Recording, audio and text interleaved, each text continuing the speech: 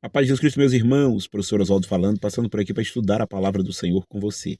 Hoje falando sobre Cristologia, que é uma matéria de teologia sistemática que vai estudar sobre o nosso Senhor e Salvador Jesus Cristo, chamado assim em português de Cristo, a expressão vinda do grego Christos, que é ungido, correspondente hebraico Machia, ou Messias, como você queira.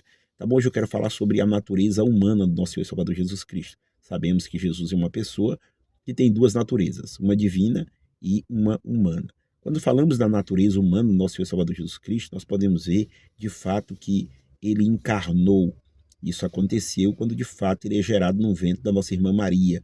Então, Jesus, como humano, ou seja, com a sua natureza humana, então ele passa por todos os ciclos comuns da vida, tá? Ou não sentiu, tá? Ou não foi afetado pela questão do pecado.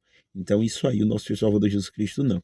Mas no demais, ele foi como qualquer uma pessoa comum, como eu e você, tá bom? Nós podemos observar a natureza humana do nosso Senhor e Salvador Jesus Cristo, alguns pontos, por exemplo, né? Nós podemos observar a sua ascendência humana.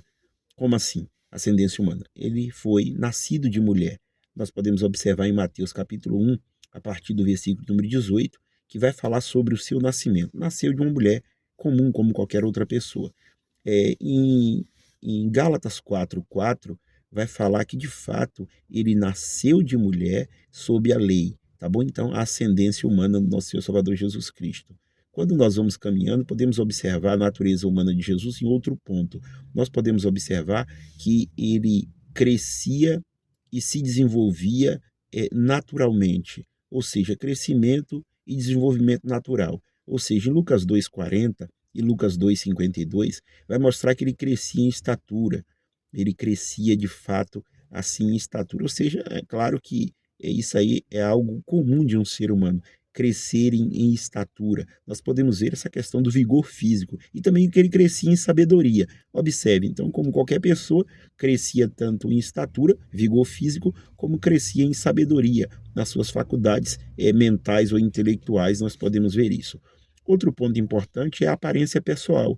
Ele parecia como qualquer uma outra pessoa, não era um ET, um ser luminoso, brilhoso, justamente mostrando a sua natureza humana. Quando aquela mulher no poço, em João capítulo 4, ele vai descrever isso, versículo 9, ela olha e diz assim: olha, como tu me pede de beber, sendo tu um judeu? Aparência pessoal como qualquer outra pessoa, tá bom? Mas mais ainda, podemos ver em outro ponto também a natureza humana do nosso Senhor Salvador Jesus Cristo. Ele tinha uma natureza humana completa, ou seja, para nós que somos tricótomos, Jesus tinha corpo, Jesus tinha alma, Jesus tinha espírito. Certa feita, a mulher derramou sobre o seu corpo um perfume, e ele disse: olha, ela derramou sobre o meu corpo, já me ungindo para o meu sepultamento. Quando Jesus estava em grande aflição, ele vai dizer no Evangelho conforme Mateus, né, capítulo 26, que a alma dele estava em angústia.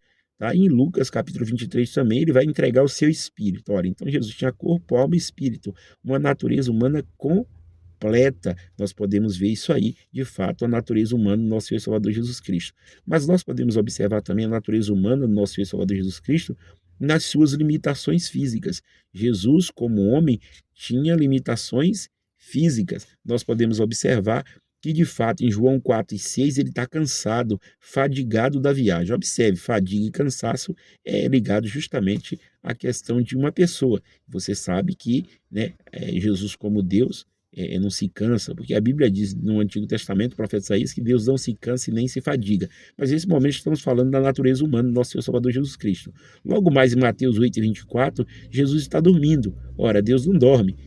O salmista vai dizer que Deus não tosqueneja, não dormita, logo Deus não dorme. Mas o Jesus, o homem, sim, estava dormindo naquele momento. Em Mateus 21:18, nós vamos observar que ele vai ter fome. Olha só que coisa, né? Isso aí mostrando uma limitação física. Em João 19:28, vai mostrar que ele teve sede. Olha só, 1 aos Coríntios 15:3 vai mostrar que ele é sujeito à morte, a sujeição à morte, né? Que é questão de um humano nesse sentido, tá? Sujeição à morte. Em Hebreus 4:14 e 15 vai mostrar que ele foi tentado em todas as coisas. Observe de fato que nesse momento Jesus também, como homem, sendo tentado. A diferença é que Jesus não herdou a natureza pecaminosa ou o pecado original de Adão, foi preservado no ventre da nossa irmã Maria quando encarnou pelo Espírito Santo para que não fosse afetado pelo pecado. Não é porque Maria não tinha pecado, é porque o Espírito Santo o envolveu, porque Maria também era pecadora como qualquer outra pessoa. Mas o Espírito Santo envolveu e impediu Jesus, de fato, de receber essa mancha, né, esse pecado original que assim nós chamamos. Tá bom? Então nós podemos observar. Mas além das limitações físicas, né, Jesus também tinha limitações intelectuais. Olha só que interessante, como homem, tá bom? Estou falando da natureza humana do nosso Senhor e Salvador Jesus Cristo. Em Lucas 2,52, que ele precisava crescer em sabedoria, ó, uma limitação intelectual.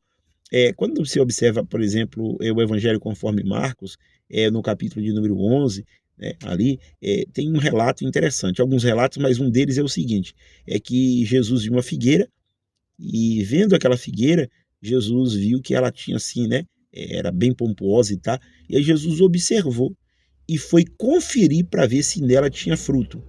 E chegou lá, constatou que não tinha, ou seja, isso é conhecimento por observação, tá bom? Que cabe a um ser humano olhar, tá?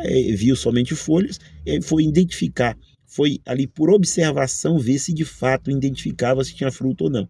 Tá? E aí não tinha. Jesus então adquiria conhecimento por observação.